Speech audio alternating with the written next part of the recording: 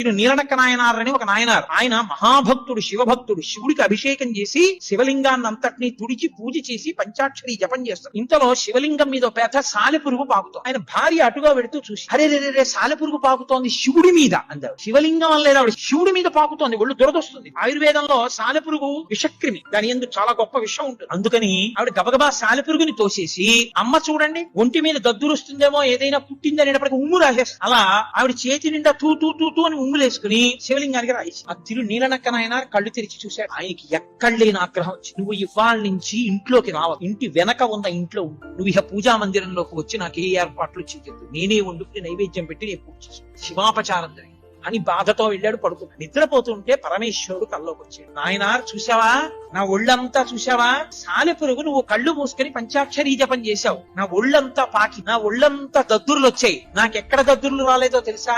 ఎక్కడ నీ భార్య శివలింగం శివుడే అని నమ్మి, శివుడి మీదే సాలెపురుగు పాకుతోందని నమ్మి, శివుడికి దద్దురెక్కుతుందని భావించి సాలెపురుగుని తీసి ఉమ్ము రాసేసిందో భక్తి ఉన్మాదంలో అక్కడ దద్దురెక్కలేదు, మిగిలినవన్నీ దద్దుర్లెక్కే. నీకు కష్టం అనిపించింది, నాకు ఆవిడ భక్తి కనపడింది, భార్య కాళ్ళ మీద పడి తీసుకురా.